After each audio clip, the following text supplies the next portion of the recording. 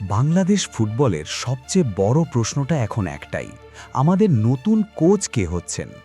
বাফুফের shortlist করেছে বেশ কয়েকজনকে, কেউ কেউ আবার এমনিই সরে গেছেন বাফুফের খামখেয়ালি কারণে। আজকে আপনাদের জানাবো কারা আছেন আর কে সবচেয়ে এগিয়ে। শুরুতে বলি সেই নামটার কথা যাকে নিয়ে সবচেয়ে বেশি উত্তেজনা ছিল, রোজেরিও মিকালে। ব্রাজিলিয়ান এই কোচকে চেনেন? ইনিই সেই মানুষ যিনি নেইমারকে নিয়ে 2016 রিও অলিম্পিকে ব্রাজিলকে গোল্ড মেডেল জিতিয়েছিলেন, সেটাও নিজের মাটিতে। এরপর কোচিং করিয়েছেন আল হিলাল, সৌদি আরবের সবচেয়ে বড় ক্লাব, এবং মিশরের অনূর্ধ্ব 23 জাতীয় দলকেও। এত বড় নাম বাংলাদেশের কোচ হওয়ার রেসে ছিলেন, এটাই অনেক বড় ব্যাপার। কিন্তু কি হলো? বাফুফের চিরচেনা গড়িমসি আর সময়মতো কাজ না করার অভ্যাস এবারও কাল হলো। দেরি হতে হতে মিকালে রেগে গেলেন আর শেষমেশ চলে গেলেন ব্রাজিলের সেকেন্ড টায়ারের একটি ক্লাবের হেড কোচ হিসেবে। তাকে আর পাওয়া যাচ্ছে না। এখন আসি বর্তমান রেসে সবচেয়ে এগিয়ে থাকা নামে, ক্রিস কোলম্যান। খেলোয়াড় হিসেবে তিনি খেলেছেন Manchester city, crystal palace, Fulham সহ প্রিমিয়ার লিগের একাধিক বড় ক্লাবে। মাঠের বাইরে গিয়েও তিনি থেমে থাকেননি। কোচিং ক্যারিয়ারে তিনি ফুলহ্যামকে টানা 4 বছর কোচিং করিয়েছেন, যারা কিনা প্রিমিয়ার লিগে খেলে। এরপর গেছেন লা লিগায়, স্পেনের রিয়াল সোসিয়েদাদের হেড কোচ হিসেবে। কিন্তু তার সবচেয়ে বড় অর্জন কি?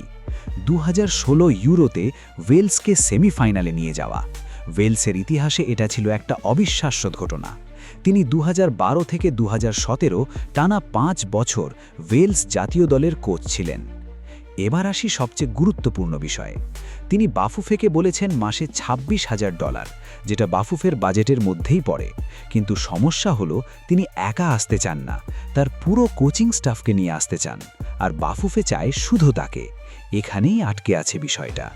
কোলম্যানের পরেই বাফুফের পছন্দের তালিকায় আছেন বার্ন স্টর্ক। তিনি হাঙ্গারি জাতীয় দলের প্রধান কোচ ছিলেন 2 বছরেরও বেশি সময় ধরে।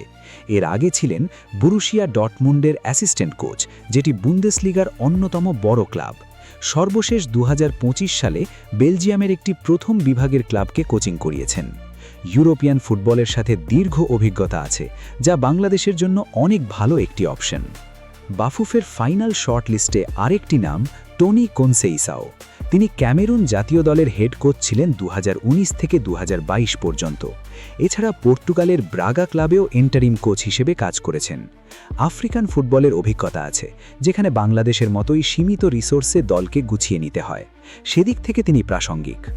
কোচের নাম যদিও গত 10ই মে ঘোষণা করার কথা ছিল, কিন্তু বাফুফে শেষে ঘোষণা করে যে 15ই মের পরই নাকি ঘোষণা হবে নতুন কোচের নাম। তো এখন প্রশ্ন হলো, বাফুফে কি আসলেই ভালো কোচ নিয়োগ দিতে পারবে, নাকি আবার শেষ মুহূর্তে গড়িমসি করে সুযোগ নষ্ট হবে?